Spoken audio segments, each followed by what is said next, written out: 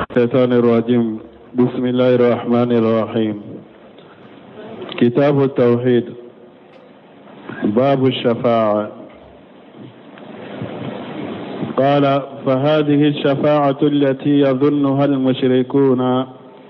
هي منفية يوم القيامة كما نفاها القرآن، وأخبر النبي صلى الله عليه وسلم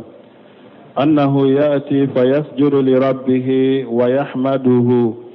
لا يبدأ بالشفاعة أولا، ثم يقال له: ارفع رأسك وقل يسمع، واسأل تعطى، واشفع تشفع. بسم الله الرحمن الرحيم، والصلاة والسلام على نبينا محمد وعلى آله وأصحابه وسلم تسليما كثيرا. سبحانك لا علم لنا إلا ما علمتنا إنك أنت العليم الحكيم.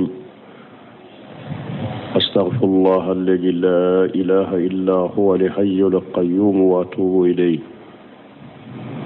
اللهم انفعنا بما علمتنا وعلمنا ما ينفعنا وزدنا علما. بيا رب سوية هجرية بكلاني كمناني أني بناني أني دورو شهر صعبان من هجرة سنكالو شغنا بسويني وتاني شغناي ميلادي نصارو كجاتي با فلاني مغاني ناني سنكالو فلانا بسويني مغاني شغناي ambe dawda bu masjid ar-rajaq wa ambo kono darasube shaykhul islam muhammad ibn abdul wahhab aka kitabu kono kitabu tauhid babu safa anye dersu damado teme bonda en kono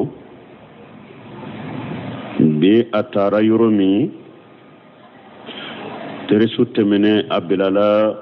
Sheikh Muhammad ibn Abdul Wahhab aye Sheikhul Islam buntemi aka kuma min sama ako fahajihi safa'atu allati yajunnuha al-mushrikuna hiya mutanafiyatu yawm al-qiyamati kama nafaha al-Qur'an. koni surunyali dom min fulani nye dalili min ni mushriku be dalili min jigi yawmal qiyamah do ko o dalili ala yoge ko te qiyamah kenek o te ke qiyamah keneka dalili sugumi ni mushriku ba jigi ku kabato feum be dalili ku yella gara o dalili ala yage ko te ke yawmal qiyamah agena ko ateke yawmal qiyamah do komi ala ya ge qur'ana kono chogomi. wa akhbara an-nabiy sallallahu alaihi wasallam annahu yati fayasjudu li rabbih fayahmaduhu. Chide nyere kasru nyali dombay chiden ko ayanke bariya ko alebena kasujuri bi alay folo ka alatanu لا يبدأ بالصفاءة أولا كيدنت أدامنا دليل فلولا كدامنا دليل فلولا توكيو أبي كودو لك فلو وكوفي أبي دليل ثم يقال له ارفع راسك نا يسجد بي أي ألاتنو وكوفي أبي فواي يكون كروتا وقل yusma kuma ika kuma be me abella me wasali tuta dalili ke niye min dali abedima wa asfain tusfai dalili ke niye min dali fana obekiye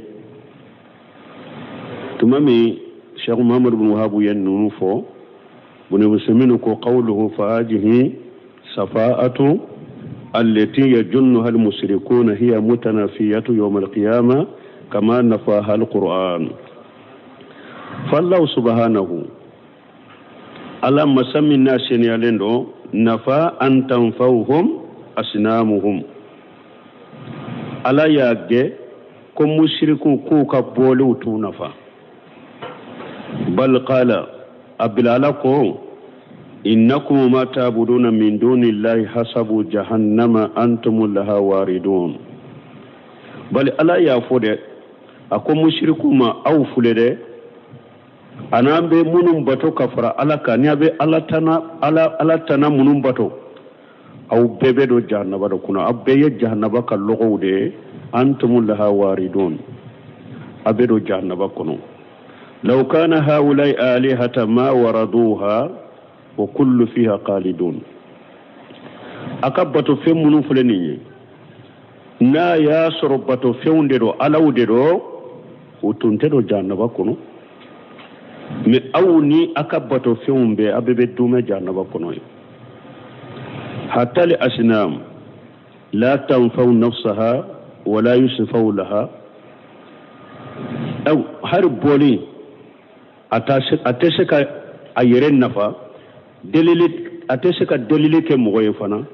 fa kayfa takunu safi'atan wa la yusfa'u laha boli aka dalili atashaka mogon nafa atashaka dalili ke fa kayfa takunu safi'atan ale besika ke surunyali dombagani dalil bagay cogodi bal hiya fi an-nari wa abiduha bal boli ana bato baga u bebe tasuma do kono boli te seka yere nafa boli te seka dalil ke ayere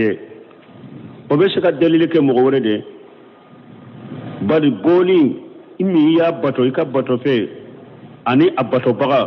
وبيبي تاسما دوكونو قوله أخبر النبي صلى الله عليه وسلم أنه سياتي فيسجد لربه ناكو كنا بنيما ينكباري على كترنا كشباكا قوالي بنا أبي سجد باتيجي علي أيوة كما أخبر لنيني موني كومي تشيدي ينكباري أتشكومي فالواو آتفة ويزوز أن تكون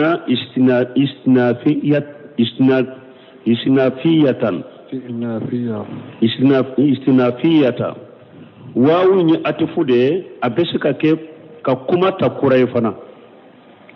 واو أتفودي واو بسك كيف فنا ككما تكوري فإذا كان الرسول صلى الله عليه وسلم هو أعجم الناس جاه عند الله ni ciden tunkera alede daraja kabo ala fe kateme beka la yasfau illa bada an yahmada Allah wa yushni alayhi ni ciden yire kera alete sakala dele abada fo aka ala tanude folo katanu sage alama fa yahmadu Allah bimahamidan ajimati ana ala tanuni tanuni bawdoye فيفتوها الله عليه تنلم منني على يربو أفوني تشيدني لم يكن يعلمها أتنتتنم منندو من قبل ودنيا ويطول سجود تشيدن بسجودين جنيا بو نين كيرا تشيدني ريسا ألم بدرجة كبو ألم من درجة كبو ألفي كتم بكا من علي يربنا دي فلو ate ala dele abara fo abe ala tanu de folo katanu sage alama ala be tanunu do bila nenka abu fo o wakati atunto do o wakati nyi abe sujudi ke ka sujudi janke nin kera chide nyere fa kayfa bi hadhihi al asnan nin boli ubdu ulu tabe ke chogodi hal yumkinu an tasfa li ashabiha yala nin boli nunum be shika delele ke utigi yewa utese boli nunu tesika dalili ke utigi utesika surunyali donke qawluhu irfa rasaka ay min as-sujudi nako kuma kono ko ciden bafo ku bafo ikun korota akore munye ikun korota kabo sujudula qawluhu wa qul yusmai sami huwa Allah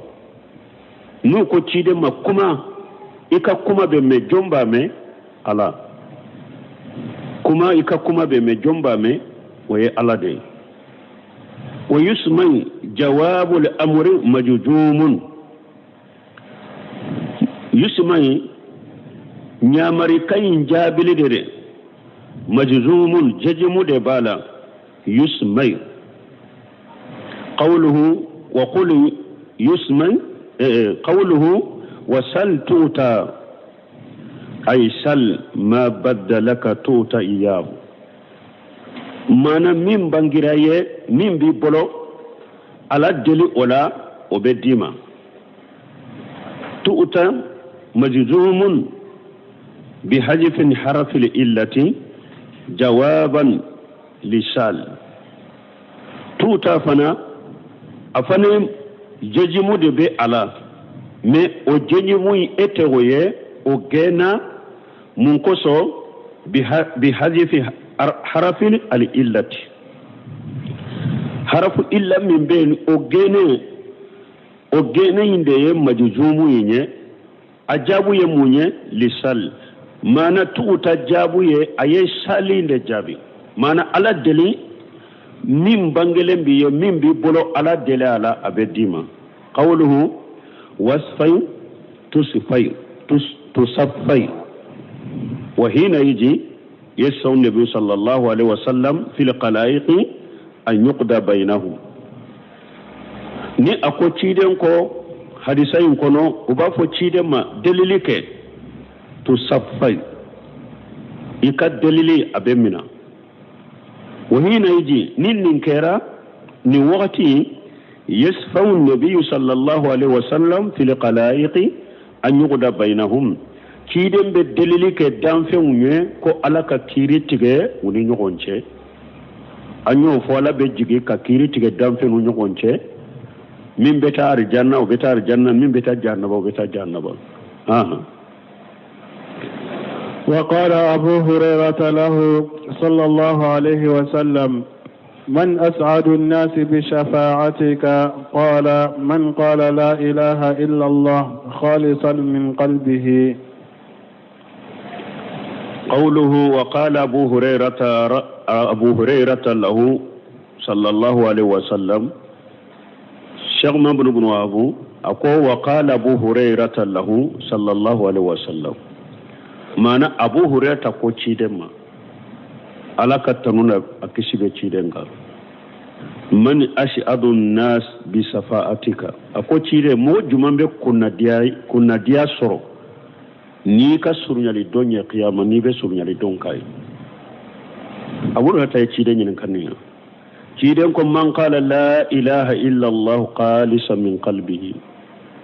ciden ko ni mo menye la ilaha illa allah fo na kala silembe idusukun kono yomal qiyamah do nin tigide be kunna dia soro nin ne ka surunyali don nin ka delile nin be delile kai qawluhu wa qala abu hurairah lahu sallallahu alaihi wasallam man as'adu an-nas bi safaatika haja suwalu min abi hurairah lin nabi sallallahu alaihi wasallam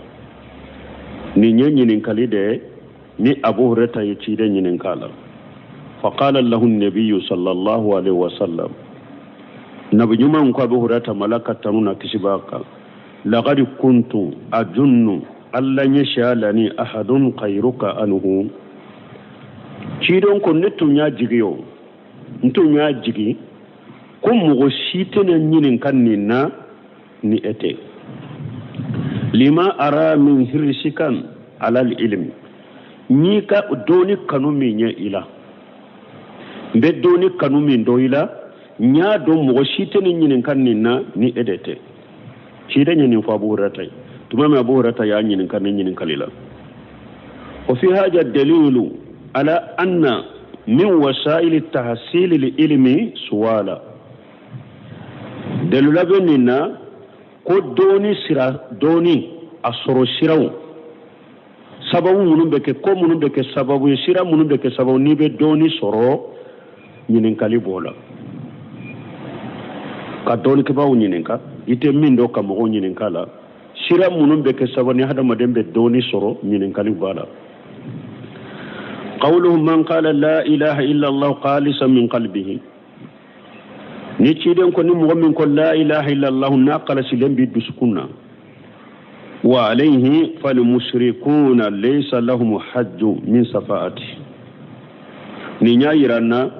ko mushrikun ni yoro tumulu bolo surunyali donni ciden ka dalil la lagara لأنهم لا يقولون لا إله إلا الله parce que ulu te la ilaha illa allah fo yere har ni mo min la ilaha illa fo min ni ma fo ni dusukun kala shi ci den ta dalili ke mushriku ulu ta fo yere de qala ta'ala lako innahum kanu jaqila lahum la ilaha illa allah yastakbirun ala ko qur'ana kono ako mushriku tunkera nuko uluma la ilaha illa allah niyo afo uluye iyu nyamariya ku kafo ubu yere bonya de urubu yere bonya afoli dema wa yaquluna ubafo ayinna latariku alihatina li sha'iri majnun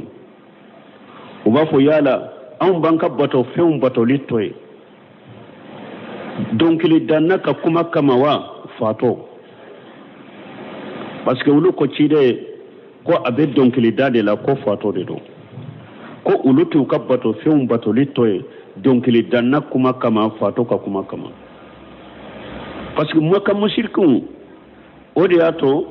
Cheikh Mamadou bin Wahab ka kitabu werela akube la ilaha illallah korodo katime 600 ka silama chamanka silamu ka musirka chaman be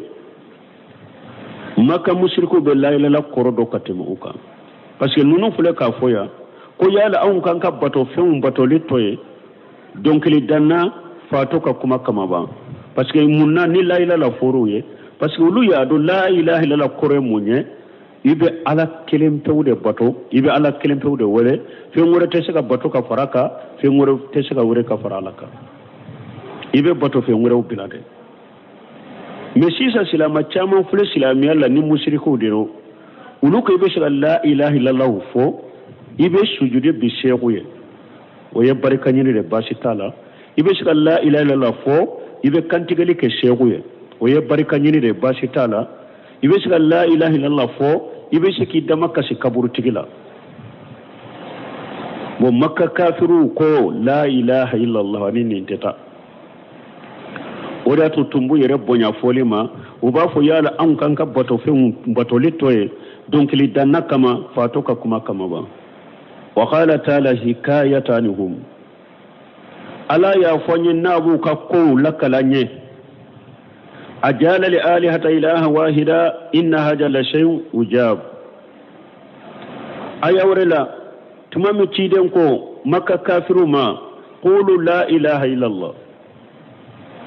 aya fo ko bato fe ngure cite min ka bato ni ala kelem pewte makka kafiru ko ajala li alihata ilaha wahida muhammadu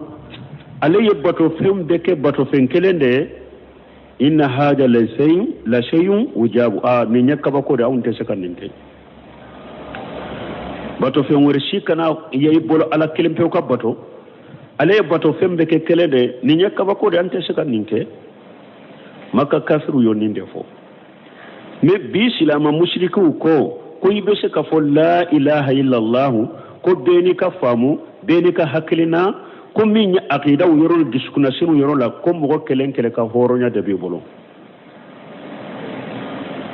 donc abe ko maka kafiru ulu ye la ilaha illa korodo ka famu katemisi sanka silama chamanka odi ate burumbaji ka kuma dobe aka kitabu kono hadisul masa ako karamugo chaman yerebe hari maka jahilu ka tauhidu todo maka jahilu ka tauhidu todo ako chaman fana be uka aqida doni danna maka jahilu ka aqida doni ma tauhidu rububiyya ako do yere to do karamugo do mi to yere do maka jahilu ka aqida nyiro ka tauhidu yere do to yere do donc aqida sahale janko salafu ka tabulo donc silama chama fule silama wala sisa ni musirki silama musirki chama be sisa maka kafiru ya la ilaha korofa mu minna uluma la ilaha korofa mu kaso degere rema والحقيقة أن ثانيهم هو الأجاب ونسمون أنكم فقدمونك نمك كافر وجعل لآلهة إله واحد إن هذا لشيء أجاب ولوكو كوتشيدة باتوفين كله كون نيكاباكوي ونسمون كو حقيقة ولوكا كيوالين دي كاباكوي maka mushriku da tayin da ya kaba koyi qala ta'ala lakum bal ajbita wa yashqaruna ako ci da mai kaba kura da wa ulo ba ke katilon ke ka yele bonda ke wa qala ta'ala lakum wa in tajab fa ajabu qawluhum ako ci da ako ni kaba kura maka kafiruna ni maka mushrikuna ako uka kuma ka kaba ko kimina kateme fembe ka kuma juma qawluhum أي جا كنا ترابا أئنا لفي خلق جديد ni kabakura ukakula ukakuma de kabako kateme bek ukafembeka kuma juma nuko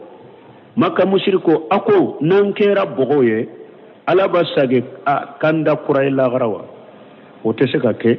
ako ni kabakorula kabako ukakuma min fulani nya kabako nindela ode kabako ituguni kasaka kunu konan karya qawluhu qalisan min qalbihi na fora hadisa kono ni ciden konni mo min la ilaha illa allah fo na qala silen bi dusukun kono kharaja bi jalika man qala han nifaqa aw mo boran nin kono mo min ni ayo la ilaha illa allah fo ni munafiq yade fa innahu la hajja lahu fi safa'ati donc ni yorote e bolo deliri la qiyama don ni mo mi la ilaha fo ni munafiqiya de e borani hadisa kono surunyali don ni delilite e qiyama fa inna al munafiqa yaqulu la ilaha illa allah munafiqi abel la ilaha illa allah fode wa yaqulu ashhadu anna muhammadar rasulullah munafiqi ba fona nenye kun serere mbala muhammad ala kacide لكن الله عز وجل قابل شهادتهم هذه بشهادته من منافقون فلكو كشريا من فوتي كولو شريا لمبالا كم محمد على كتشيدني ala yu ka sheria kumbe nyogonya ni ala ka sheria liye ala ka jibihum ala ko ale sheria lembe uka galonka ulu yu ka sheria fokulu sheria lemba na Muhammadu chidende ala fana yu ka sheria kumbe nyogonya na ka sheria ko galon tigela udero qala ta'ala lako wallahu ya'lam innaka la rasuluhu wallahu yashhadu innal munafiqina lakajibun ala ko ala bado ko ci ala ka ci dende ala bado ko ala ka ci dende mais ala be sharia la ala sharia lemba la fana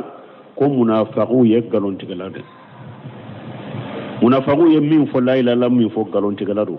munafiqu ye min fo ko muhammadu an sharia la ko muhammadu ala ka ci dende galon tigalawde do ay fi shahadatihim munafiqun yagalon tigalawde yow ka shariyalina fi qawlihim innaka la rasulullah munafiqun yagalon tigalawde yow ka kuma la nuko ko alaka cidende fa hum kajibuna fi shahadatihim wa fi qawlihim la ilaha illa allah munafiqun yagalon tigalawde uka sharia inna nus ko an sharia la cidende galon tigalawde don uka kuma in folila nuko la ilaha illa allah galon tigalawde don لأنهم لو شهدوا بذلك حق ما نافقوا ولا أبتنوا الكفر ni munafiqu tun shari'a la haqiqala ko alaka ciden de cinyala utunte munafiqiya ke utunte kafiriya dogo ukono qawlu qalisa ay salima min kulli sawbi qalisa kore munye ikalla ila la foli na kisilendo ka bonya gambi fembela fala yasubuha irya'u wala sum'atu la ilaha illa la foli mi ni yere jira manya gambi ala nka fo akamme o manya gambi ala qalisa kureninde bal hiya shahadatu yaqini seriyale min do dankaniyali seriyala ka seriyala na ni dankaniyaka qawlu min qalbihi nako ni akala silen bi dusukun kono li anna li madara ala al qalbi parce que ko bebe dusukun de ka wa huwa laysa mana min al maani dusukun fana ko te ko fendo de do mana do de dora forate dusukun to yede bal huwa mudqatun fi suduri nas dusukun yesogo bude de nabe hadama dawun disikono qala allah ta'ala alakum masamin qurtalin fa innaha la ta'mal absar walakin ta'mal qulub allati fi sudur alako nyaka finye ko te finye to yaide ko me dusukun de be finye dusukun min be disikono ni dusukun finyera de finyera وقال تعالى لكم مسا من كرتالين أفلم يسيروا في الأرض ألكو يا لولما تامد دكولو كوا فتكون لهم قلوب يعقلون بها دسكون كأولا دسكون من نوب حكي سرناي وقال صلى الله عليه وسلم كيدم فنقول لك ترونا كسباك ألا وإن في الجسد مدقة إذا صلحت صلح الجسد كله kiden ko sogo bu kelen fule farikolo la na nyana farikolo be nyana o bi haja ninni nye yabtulu qawlu man qala inna al aqla fi ad-dimagh buri usemino konni koso konni be mugo do ka kuma cinya mugo munun ko hada maden ka hakli be kunkolo sembe de la wala yunkaru anna lil ad-dimagh ta'thira fi al-fahmi wal aqli akwanta nan kariya shemben nobe hada madin be famu min be hada madin bolo hakili min be hada madin nas kunkolo shemben no bala lakin al aqlu fil qalbi me hakili ko ni be duskunde kono ولهذا قال الامام احمد نند كوسو امامنا احمد كو al aqlu fil qalbi ولو انتصال في الدماغ عمر بن حنبل ko hakkili be duskunde kono mettugo nyugonya bani kunkolo sembece tugo nyugonya bani kunkolo sembece wala ibn Sami rahimahullah aben nimjeya ka kitabu werela aku kunkolo sembe ani hakkili ka bara nyugonya ko abe komi ewa secretary ani emin be biro kono ani ka secretary be ko labede couché patron ma biro kono ko be damina secretary de la folo ale de bo labbe ko lâché patron ma biro kono me ka ko imbara ka bo sirafe jomboke patron donc ko kunkolo sembe be ko labbe ko bila kata hakili de ma donc me hakili de bo bara wodi ato ahmana buni hambali ko hakili ko abe dusukunde kono mettugo nyogonya bani kunkolo sembe ni nyogonje abe ko me kunkolo sembe de be miri ko la ko bila kata hakilima donc hakili bo usirafe ومن قال كلمة الإخلاص خالصا من قلبه من مغمني خلاص لكم فمن لا إله إلا الله نا خلاص لم بدسكنا ولا بد أن يطلب هذا المعبود بالسلوك طرق الموصلة إليه نمغم من يكي وقلاس لكمي ni ya fo idduskun kono akala silen bi duskun kono la budda ika bato fe minya alaye sira munum bi she alama ibe wulu nyini de sira munum bi she ika bato fe ma alama ibe wulu nyini fa yaqumu bi amri llahi wa yadawu nahyahu ibe joni alaka nyamar kawunye ala yibali mununa ibe wulu toy فتلك الشفاعة لأهل الإخلاص بإذن الله ولا تكون لمن أشرك بالله وحقيقته أن الله سبحانه هو الذي يتفضل على أهل الإخلاص فيغفر لهم بواسطة الدعاء من أذن له أن يشفع ليكرمه وينال المقام المحمود. فالشفاعة التي نفاها القرآن ما كان فيها شرك، ولهذا أثبت الشفاعة بإذنه في مواضع. وقد بين النبي صلى الله عليه وسلم أنها لا تكون إلا لأهل الإخلاص والتوحيد. انتهى كلامه. فتلك شفاعة لأهل الإخلاص بإذن الله. شيخ محمد بن وهاب أكون من دليل من فلان سيدنا كدليل من فلان نا بك دسكون كلا سبغاوية أبكني على كجند أبكني على كجند donc أمبس أتوفو سره لكتا قوله فتلك شفاعة لأهل الإخلاص نكون من دليل من فلان نا بك دسكون كلا سبغاوية لأن من أشرك بالله قال الله فيه parce que dalili teke mushriki yo parce que ala ko mushriku ka kibariyala fama tanfa'uhum shafa'atu safiina ala ko dalili kelaw ka dalili surnyali domba ka surnyali donte fenna fa mushriki ma odato Cheikh Mamadou ibn Wahab ko ako dalili sabati lembe dusukun kala shi bagawuye ni ala ka jenya mais minni mushriki e dalili te e laqara ala yoge kabwe qawluhu wa haqiqatuhu نكون من دليل حقيقة أن الله سبحانه هو الذي يتفضل على أهل الإخلاص على يديه فسمانتياك بسكون كلاس بغاو كا بسكون كلاس بغاو دونك ويه على يديه فسمانتياك ويه فيغفر لهم بواسطة الدعاء من أجن له أن يشفى على بوكا جنوبو يافا نموكا دعاوية مغمني على يجين كوكا دلكوية وحقيقته أي حقيقة أمر الصفاءة دليل كوي حقيقة أي الفائدة منها حقيقة كوري منيا معنى دليل يرين نفاي مني دليل نفاي مني منها أن الله عز وجل أراد أن يغفر لما سفوء له ولكن بواسطة هذه الصفات الفائدة منها